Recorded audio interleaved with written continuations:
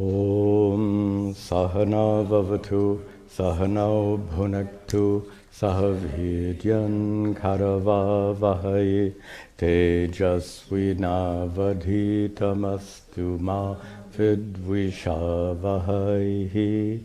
Om Shanti Shanti Shanti Chaitanyam Sarvagam Sarvam Sarvabhuta Guhashayam Yat Sarva Vishayatitam Tasmai Sarva Vide Namaha.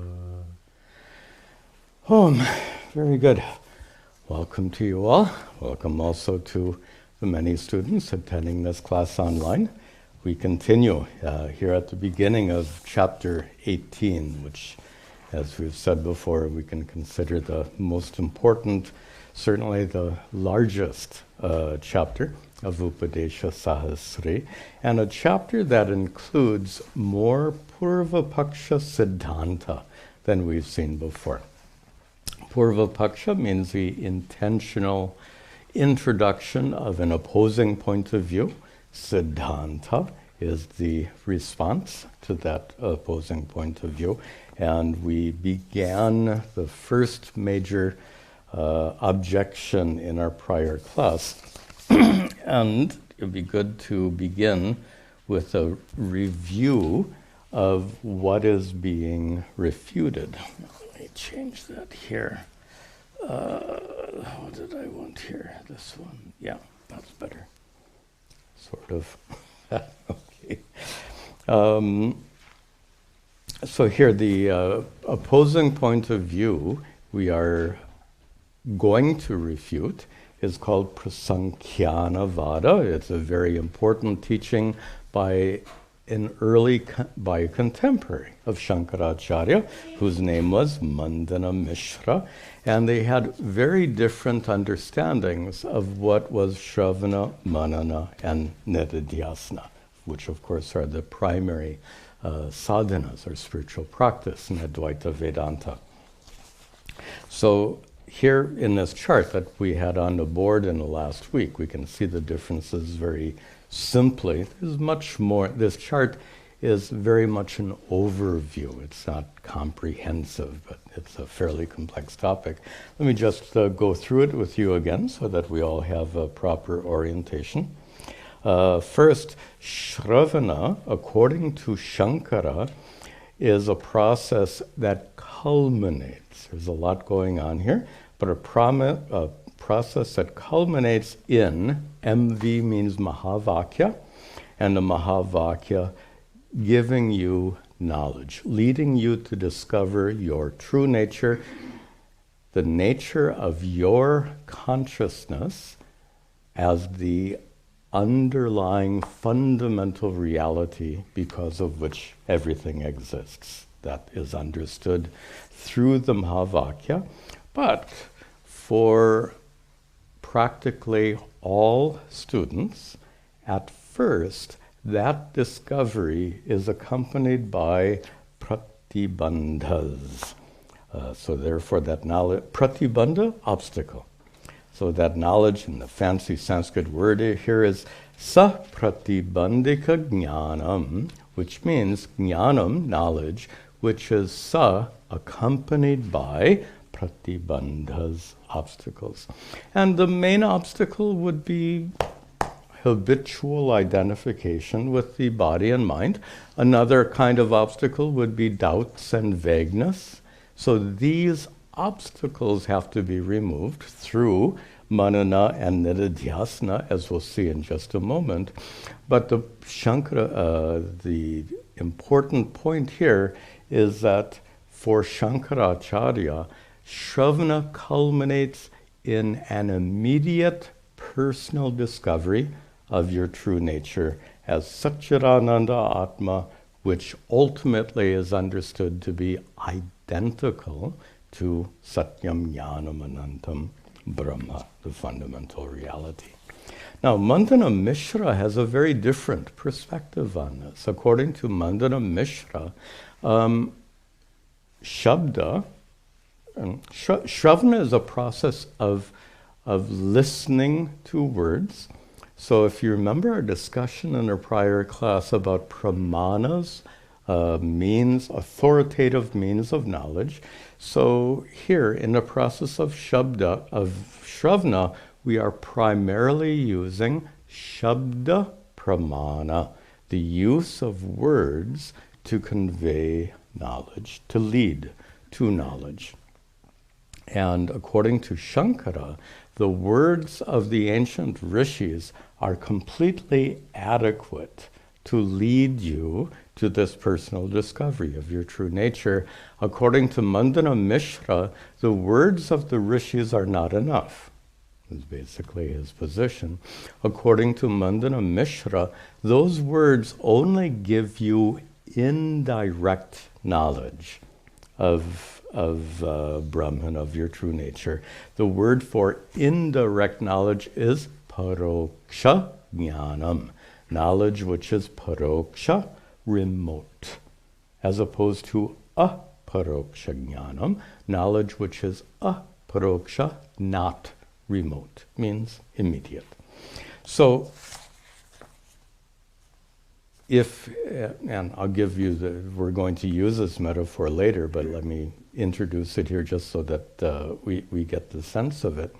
If I describe to you, and I think I used this before, if I describe to you a beautiful waterfall carved through sandstone cliff at the foot of the town of Gangotri, at 12,000 feet up in the Himalayas, if I describe that waterfall to you, I'm using shabda, I'm using words to give you jnanam, knowledge. What kind of knowledge do you get of that waterfall? Paroksha or aparoksha? It's paroksha, it's remote, it's not direct knowledge. So, by the way, we're going to come to this point a lot more, so don't worry about, how do we handle this? Shankara will handle it very nicely, so we'll come to it. But according to Mandana Mishra, Tattvamasi gives you this paroksha jnanam, just like my description of the waterfall. So, because of this, there's a huge difference between the approach of Shankara and Mandana Mishra. You may at first think it's a minor difference, but the more you look at it, the more it becomes tremendously consequential. So, proceeding, both one place where Shankaracharya and Mandana Mishra are in full agreement is the purpose of manana. Manana is a process of removing doubts and vagueness, but actually there's a difference. For Shankara, manana is removing obstacles to knowledge. For Mandana Mishra, manana is preparing you for prasankhya. So even there, we can't say they're the same. There's a subtle, but again, important difference. Prasankhya this is where the real crux of the matter lies. So for Shankaracharya, the pratibandhas that accompany knowledge gained through Shravana, one kind of pratibandha called doubts are removed through manana.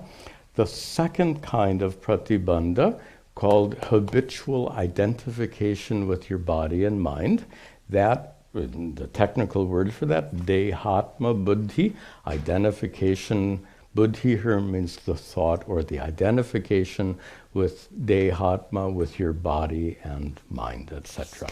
So according to Shankara, manana removes one kind of pratibandha, doubts, and nididhyasa removes the other kind of pratibandha, habitual identification. And Mandana Mishra's approach is utterly different. He says that nididhyasana is actually the process of prasankhya, repetition. We translate nididhyasana as Vedantic contemplation or Vedantic meditation. Mandana's understanding of nididhyasana is quite different. He understands it as repetition. Prasankhya means repetition. Repetition of what? I am Brahman would be a good example. I am Brahman, I am Brahman, I am Brahman. Now, you can see that it has that process of prasankhya has some similarity to some forms of nididhyasana. There are forms in nididhyasana where the repetition of I am Brahman might be useful, of course, in a particular context. But for Mandana Mishra, this repetition, I am Brahman, I am Brahman, I am Brahman, is a special technique to convert paroksha jnanam into aproksha jnanam.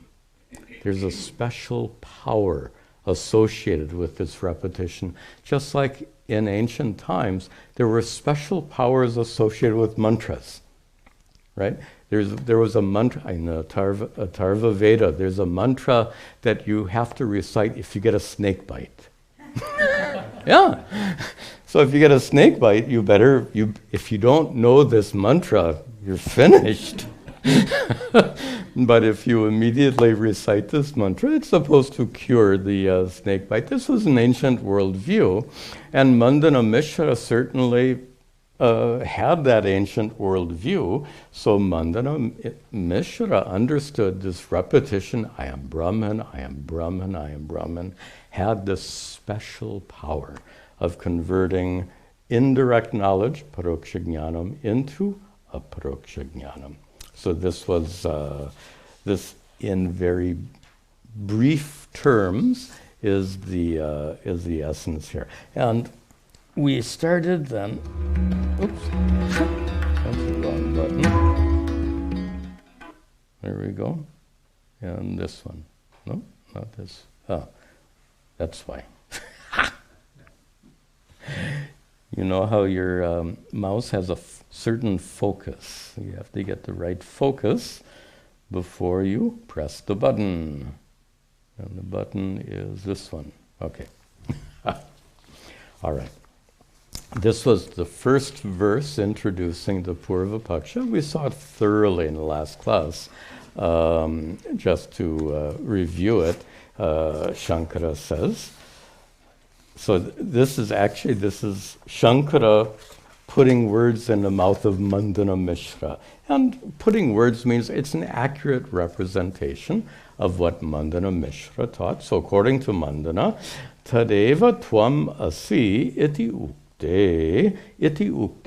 When there is this teaching, tadeva tvamasi, tat tvamasi, you are that. When this teaching is taught during Shravana, according to Mandana, atmanaha muktatam na sthiram. The muktatam, the liberation, atmanaha, of the practitioner, na sthiram, is not firm, is not complete. Why? Because you only get indirect knowledge from the Mahavakya, tat tvamasi. Therefore, this is restating. So then in the fourth line, ataha, therefore, yukti anuchintayet, therefore you should anuchintayet, you should practice yukti, reasoning, manana. So because that knowledge is not complete, you should practice manana, is what's said in the fourth line. And the third line is nididhyasana, or more properly, prasankhya. He says also, prapadyate, you should engage in prasanchaksham, which is another word for some prasankhya, chaksh, to say. So some pra plus some plus chaksh, to go on saying, aham brahmasmi. So in short, Mandana's objection begins that the Mahavakya, the knowledge yielded by Mahavakya, is not complete. It has for it to be complete, you need manana, which Shankara agrees with, and you need prasankhya, which is not the same as nididhyasana for Shankara. This is the first verse of, by the way, this is now a very common style in scholarly texts. In less scholarly texts, like we've studied before, the Purva Paksha is usually presented in just a few words or maybe a verse, at most 2 verses. Here in Upadesha Sahasri, the Purva Paksha starts with this verse 9, and Shankara's reply doesn't begin until verse 19. So this objection is developed. So this is very important, because one of the problems of this Purva Paksha Siddhanta is what we commonly call in English the straw man argument. The straw man argument is you don't really present the opponent's point of view. You present your version of the opponent's point of view, and your version, of course, is a distorted version which is very weak. And in English, we call that a straw man argument. The fact that Shankara dedicates 10 verses to Mandana Mishra's point of view means he's not giving you a straw man version. He is fleshing it out, so to speak, very, very completely. So this occurs. It can occur in the style of argumentation where you give the opponent's point of view, the so-called devil's advocate, and then your response. But let's be very clear that he's not giving a devil's advocate. He's not giving a straw man. He's giving you a very detailed presentation of the opposing point of view. Okay, anything we should do? First, I think we can now pick up the thread. Okay, let's proceed. Sakraruptam na grihnati, sakraruptam na grihnati, vakyartagnopiyo bhavet, vakyartagnopiyo bhavet, apekshate ta hevanyata, apekshate ta ityamyata, avochamadvayam hitata, avochamadvayam hitata. Start in the second line. Vakya artagnaha api. Api, even yaha bhavet, for someone who is, for someone even for someone who is jnaha, someone who knows. Who knows what? Vakya artha, the meaning of the vakya. What vakya? Mahavakya. Vakya, even for someone who knows. Tat tvam asi. For someone who gets the meaning of the Mahavakya, which is the words of the rishis. So remember, here is the first diversion, the first division between what Shankara teaches and what Mandana Mishra teaches. According to Shankara, the words of the rishis are pretty good. According to Mandana Mishra, they're not enough. This is the first division of thinking. So he says, even if you get it, what the Mahavakya says, what it means, first line, sakraruptam na grihnati. Sakraruptam, when it is uktam, when it is taught, sakrat, once, meaning the first time, na grihnati, you don't get it. Now, what is he saying here? Tattvamasi, you are that. Even if you know nothing about Vedanta, and you say to your friend, you are that, will your friend understand? You are that? No. In an English way. You, and suppose you're talking about that. Suppose you're talking about a lover of music. The context is as being a lover of music. And you tell your friend, you know what? Tat-tvamasi, you are that. You are a lover of music. Will your friend not understand it? Of course. It's not if you say it in Sanskrit, obviously. But if you say the words, you are that, your friend will get it. So the point here is that those words have the ability to convey a truth. You are that. Of course, in our case, that is not a lover of music. The word that represents Brahman. So that's another story. And so therefore, the first time you heard Tat Tvam Asi, did you get enlightened? Of course not. So now, how to explain that? And this is where the divergence begins.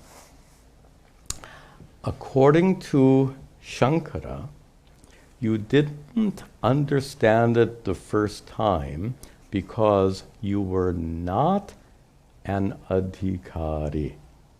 You weren't ready. In order to understand Tat-tvamasi, you need to fully understand what the word tvam means and what the word tat means.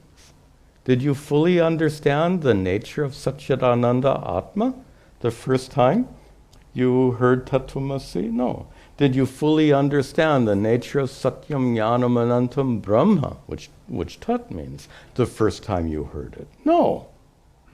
So the reason you didn't get it, sakrit, the first time is you were not prepared. That's not Mandana's in understanding at all. According to Mandana, you didn't understand it the first time, na grihnati. You didn't get enlightened. Grihnati means grasp. You didn't, nice in American English, did you get it? In a sense of to understand. And to Mandana, it means you didn't become enlightened the first time you heard it. Why? Because you only got paroksha jnanam, indirect knowledge, the first time you heard it.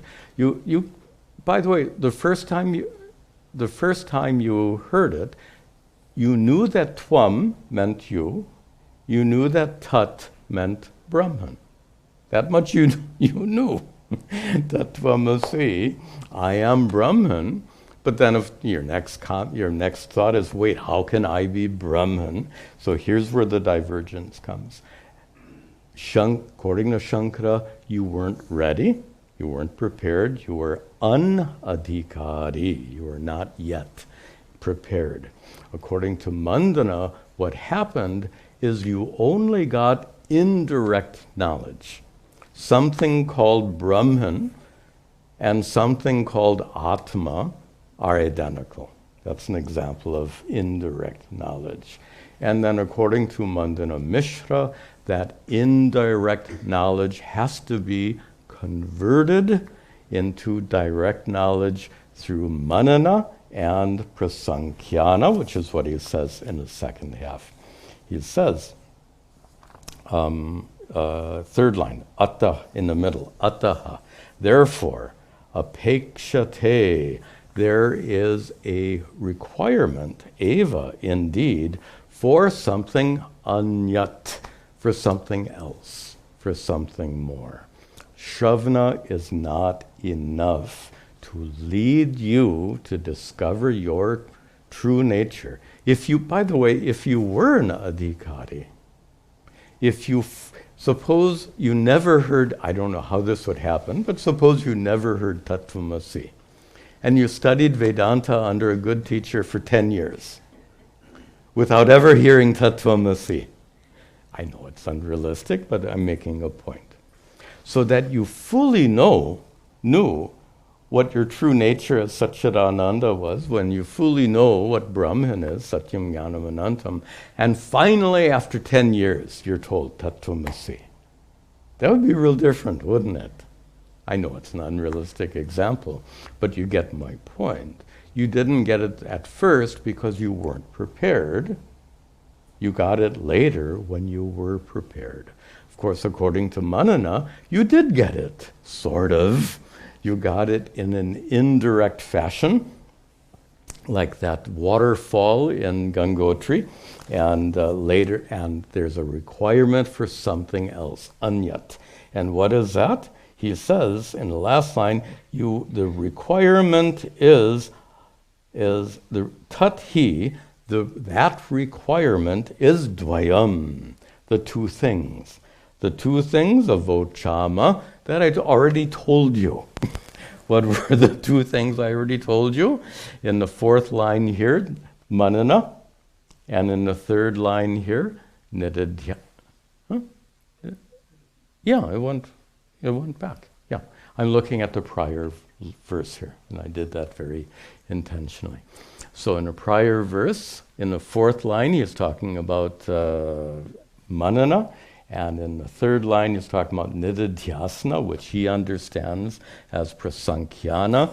Those are the dvayam, the two things which avochama he told you before.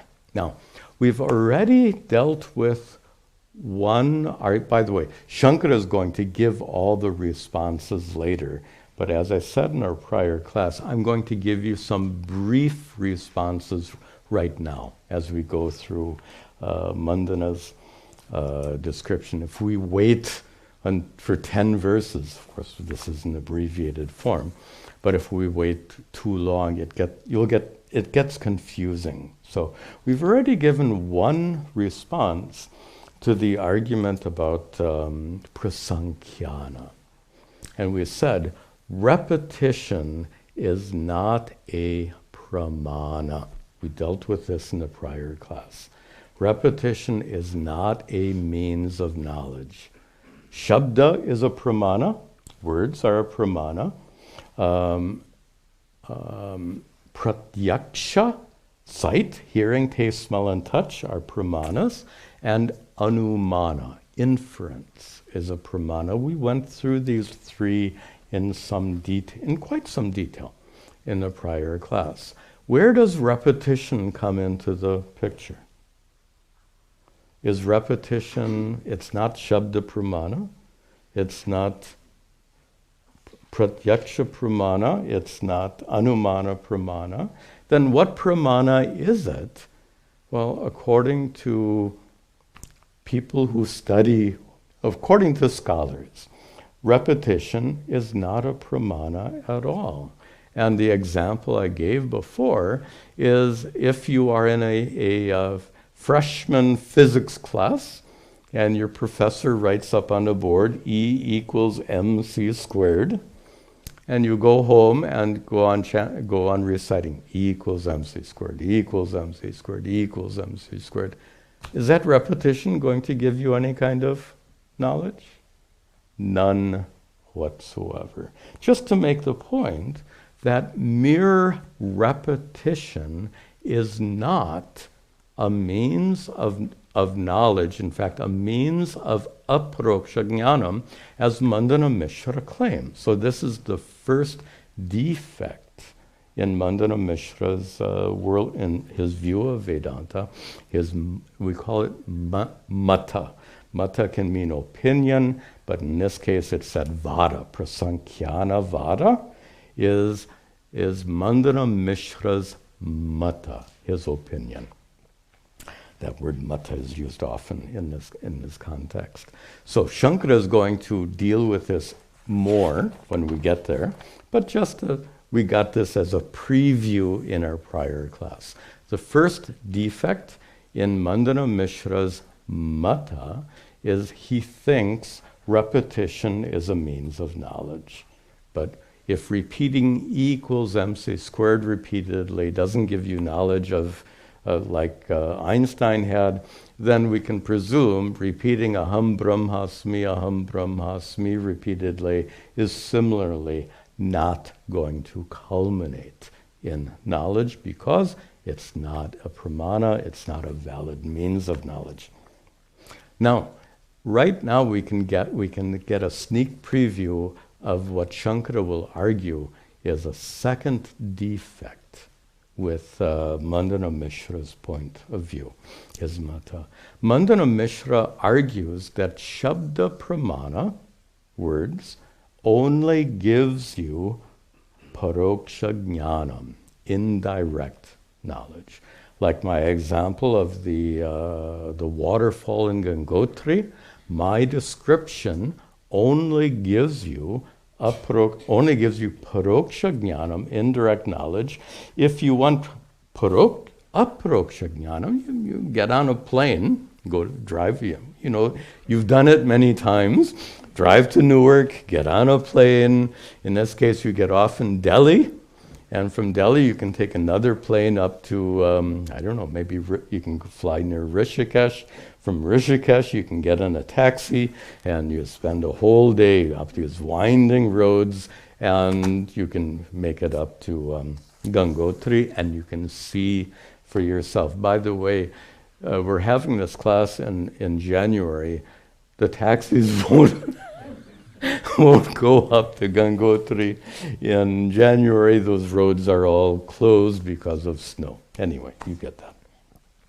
So what I'm describing, though, is how my words only give you paroksha jnanam.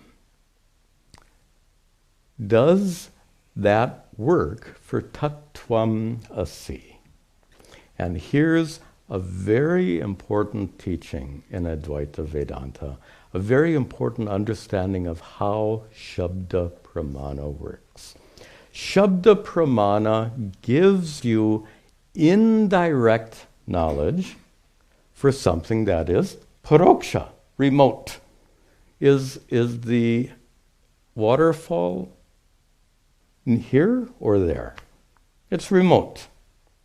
But now watch this. Suppose you and I travel. I mean, there are many. This is a brand new metaphor. Let's see how this one works.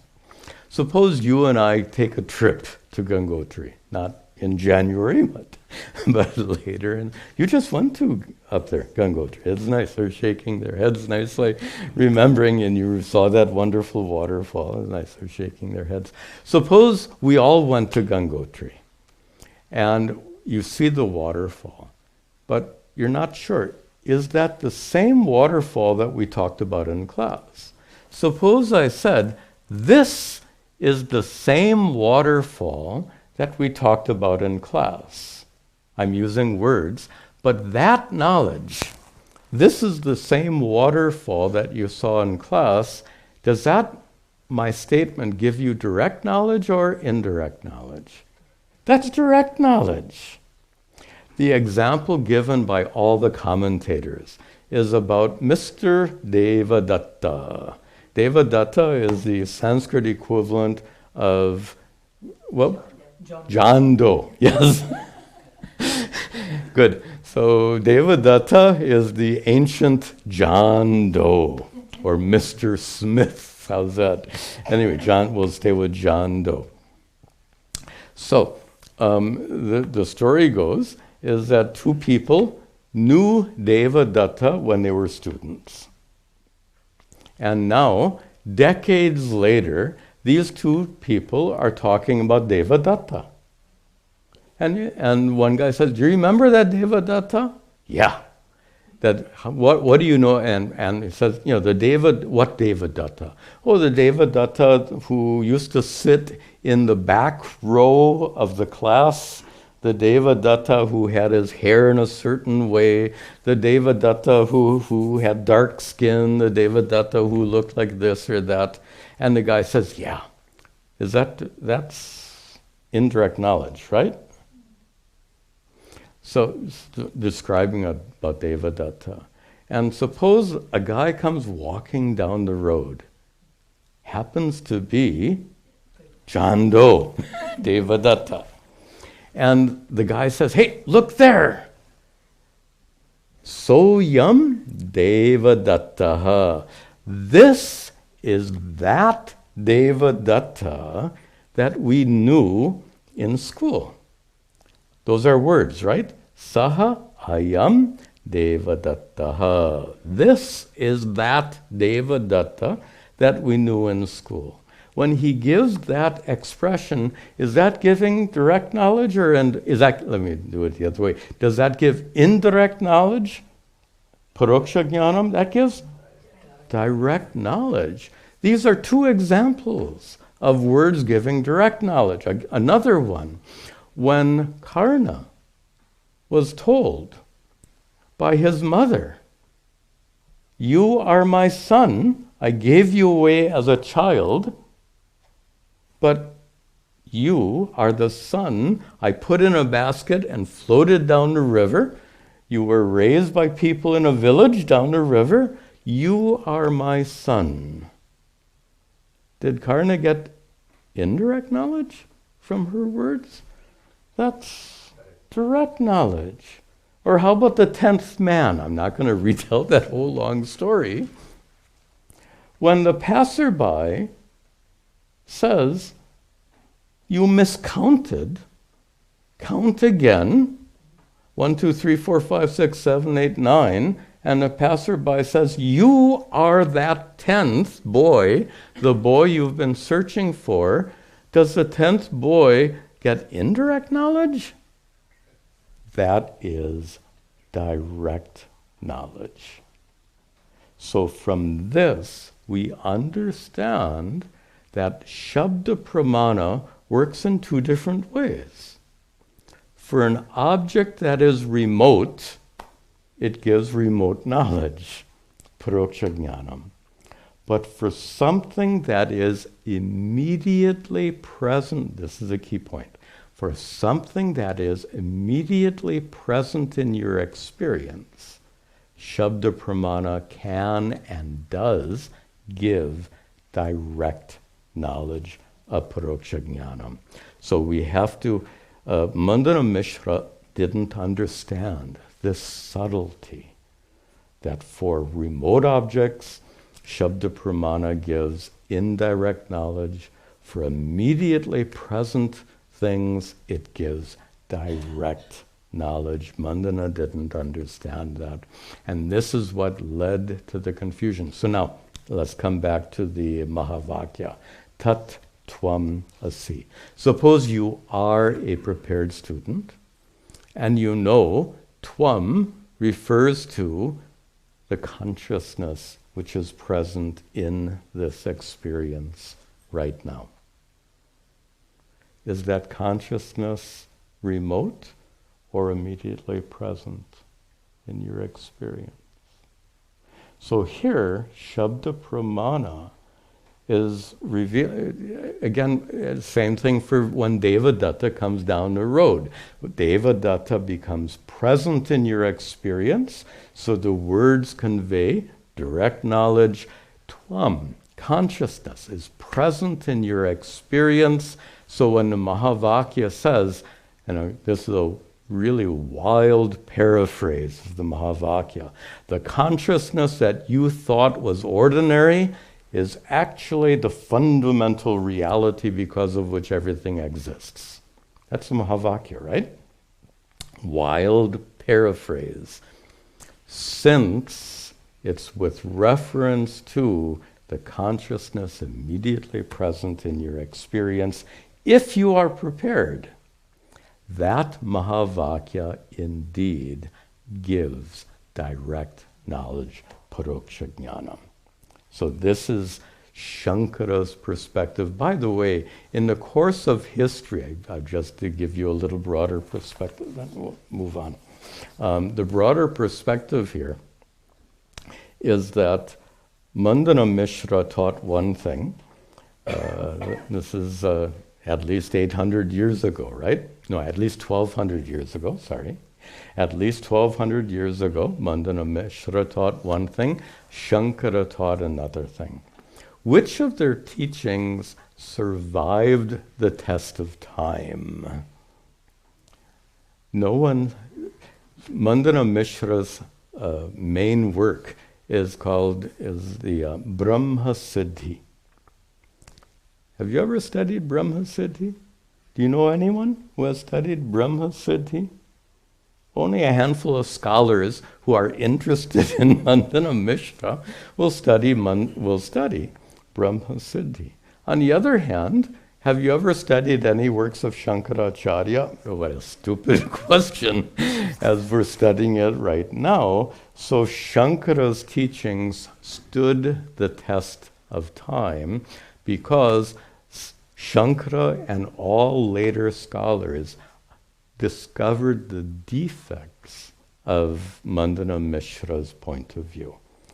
First defect we saw was that repetition is not a means of knowledge, and the second defect we've just discussed. And the second defect is words can indeed give direct knowledge for something that is immediately present in your experience. There are other defects also that we'll see, and Shankara, of course, is going to discuss this all in great detail. Okay, let us move on. Yadasmiti cha vijnanam, yadasmi sad jnanam, akshajo badhate dhruvam, akshajo badhate dhruvam, shabdotam dhrida samskaro, shabdotam dhrida samskaro, doshaischa krishyate bahihi, doshaishya krishyate bahihi. So this is Mandana Mishra's argument continuing. We're not going to see all 10 verses. I think I've got 4 out of those 10 verses of the Purva Paksha. So according to Mandana Mishra, sad asmi iti vijnanam, the vijnanam, this knowledge. What knowledge? Sat asmi iti is tattvamasi, means the same thing. This knowledge, sat asmi, tat asmi, tat tvam asmi, that knowledge, asi, in that case, Brahma asmi, aham brahmasmi, or I am Brahman, that vijnanam, that knowledge, drop down to the third line now. That knowledge which is shabda uttam, which comes from words, which comes from shabda pramana. So Mandana says that knowledge born of words, badhyat, in the second line now, badhyate dhruvam, is certainly obstructed. And what is that obstruction? And here's where Mandana and Shankara have different perspectives. According to Shankara, that knowledge might be obstructed because you weren't ready. That's one possibility. Or if you were ready, that knowledge can still be obstructed by doubts and habitual identification. These are 2 different categories of obstruction. So one problem is you didn't get it because you weren't ready. That's that anadhikaditvam we discussed before. But the second possibility, if you were ready, then it could still be obstructed by habitual identification with your body and mind, and also the doubts and vagueness. So that's according to Shankara. According to Mandana, his interpretation is badhyate, it is obstructed because you've only got indirect knowledge. This is and you only have indirect knowledge. This is his perspective. Of course, they both recognize, both Shankara and Mandana Mishra understand the problem of doubts and the problem of habitual identification. And that's what's being discussed here. He says that this obstruction is in the third line, dridha samskaraha, in the form of deep impressions. What kind of deep impressions? Deep impressions, logical impressions, which lead to doubts, and also impressions which are in the second line. We have to jump around a little bit here. Akshaja, which are born of, aksha means eye, and means perception of all kinds, sight, hearing, taste, smell, and touch. So there are strong impressions born of our sense perception, our life as a human being, our impressions which lead to this habitual identification with body and mind, which, in the fourth line, akrishyate, which draw your attention bahihi, outwards, with all these doshaihi, with all the problems associated with the world. This is Shankara's using some fairly complex language to describe something which is well known to us all. And that is, in the absence of firm, clear knowledge, failing to recognize that my nature as sat-chit-ananda Atma is full and complete, and I don't need anything to be full and complete, nor can I be affected by any problem in the world. Failing to recognize that, our attention is very much on the world, looking for what will make us feel good and looking to avoid what will make us feel bad. So this is the worldly vision that comes in the absence of knowledge, and both Shankara and Mandana would agree on that point. If you're not enlightened, of course, you're going to be affected by the world. You're going to be driven by raga, dvesha, to get what you want and to avoid what you don't want. And that's what's being addressed here in verse 13. The difference is in the solution to the problem. So Mandana, Mishra, and Shankaracharya agree on the problem. What is the problem? You don't get it. And if you don't get it, you're going to suffer. On that they agree. Where they disagree is, why don't you get it? and that disagreement, why don't you get it, we'll see that in the next verse. And this will be the last verse we'll see today.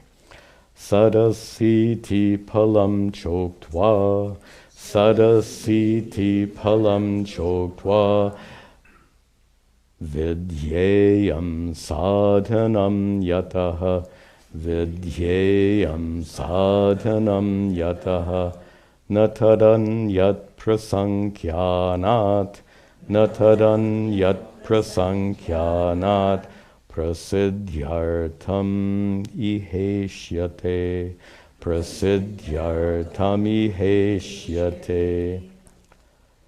Sad asi iti, as in tat tvam asi, same thing again. The palam, that choked them, don't look it up in a dictionary. Cha uktam, cha, and uktwa. Having said the palam, the culminating teaching. What is the culminating teaching? Sad asi, tat tvam asi, you are that, you are Brahman. Uktva, having said that, vidheyam,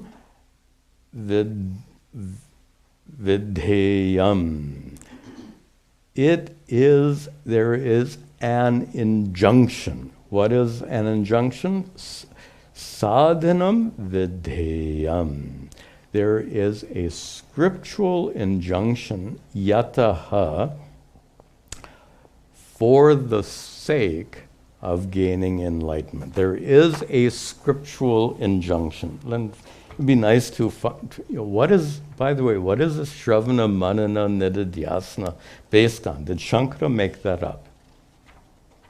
did Shankara invent this threefold sadhana of Shravana, Manana, and Nididhyasana. That is the Vidhyam, what is ordained.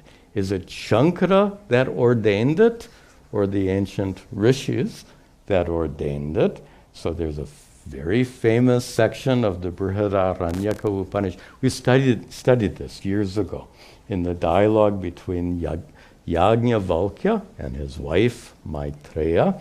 At the end of a very profound dialogue, Yajnavalkya concludes, Atma vai are, O dear one, O Maitreya, vai, indeed, Atma drashtavyaha is to be discovered. You must, and nice his use of the word, the root to see. Of course, atma vare drashtavyaha, does Yajnavalkya mean you have to see with your eyes? Atma.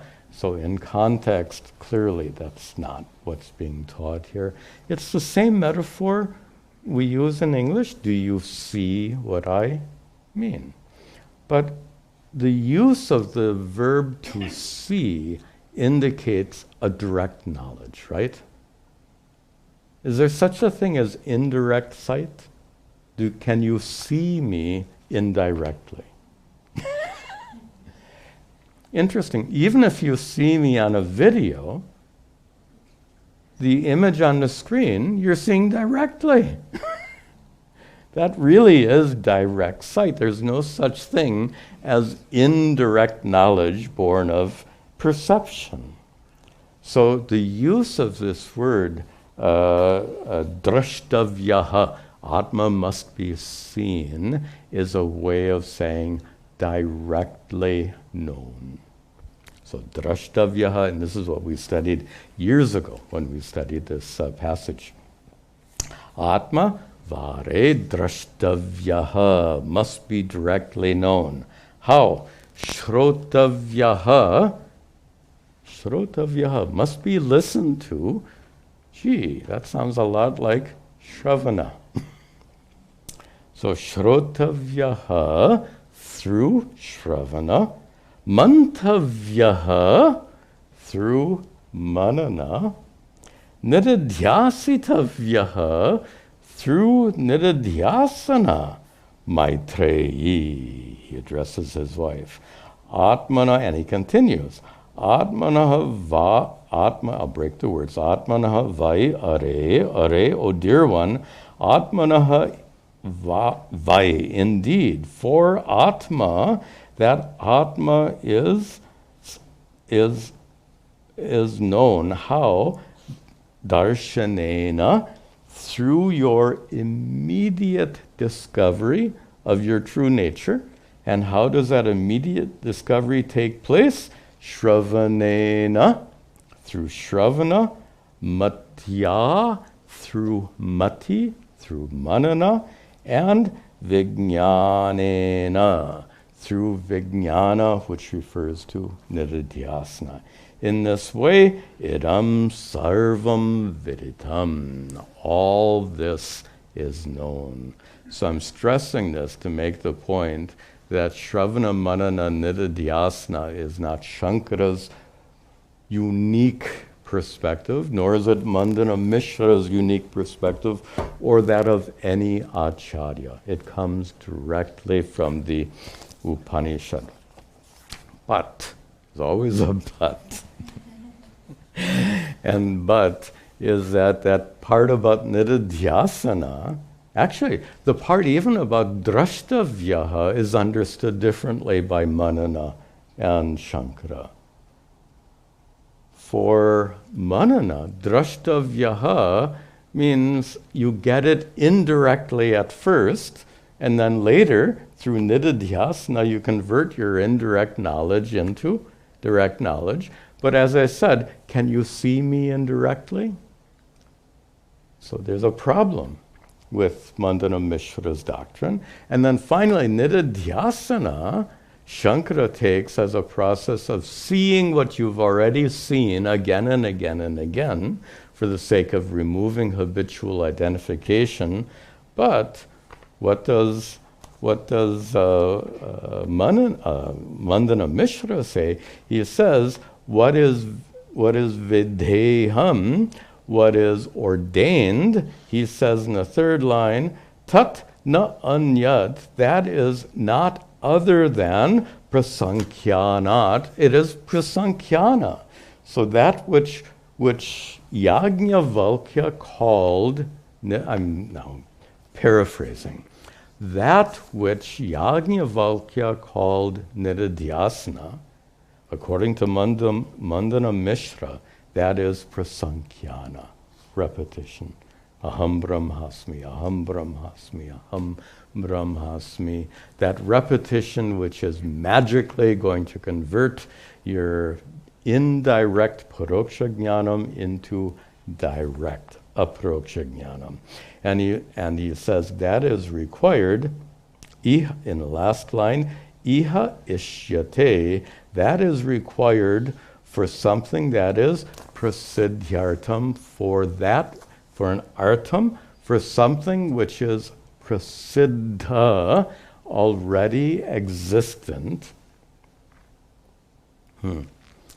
Here's another place where they agree. Both Mandana Mishra and Shankaracharya are in complete agreement that you already are that which you want to be.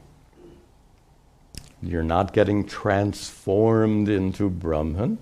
You don't become Brahman.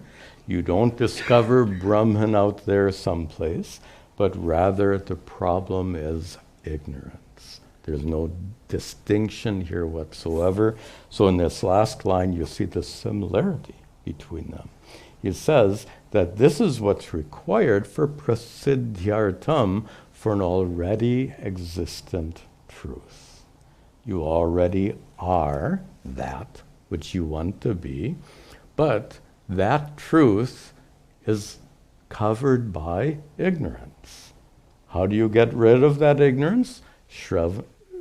Atma-vare drashtavyaha, shrotavyaha, mantavyaha, nididhyasitavyaha.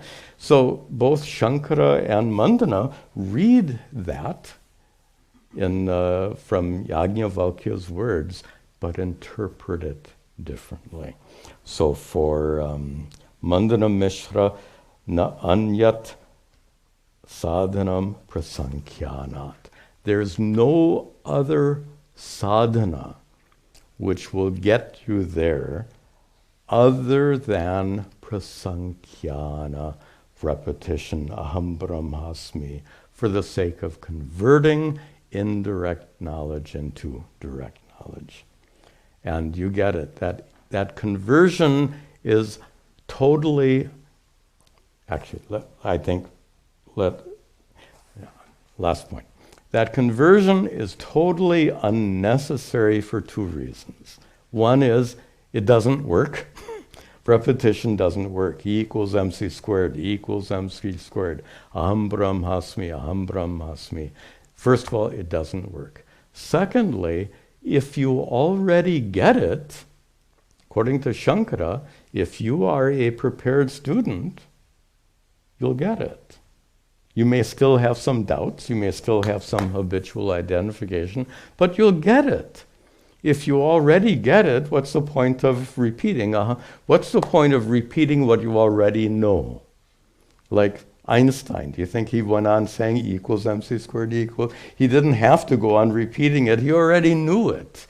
If you already know it, what's the point of repetition? So these are the objections that Shankara is going to begin unfolding for us starting in the next verse. So when we return next time, we'll start seeing Shankaracharya's response. And we'll conclude with a prayer.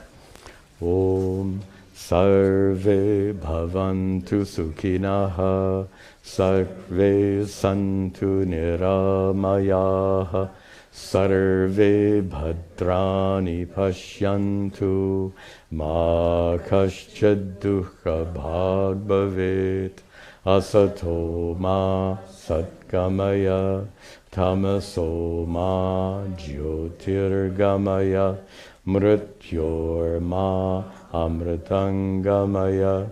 Om Shanti Shanti Shanti Om Tat Sat.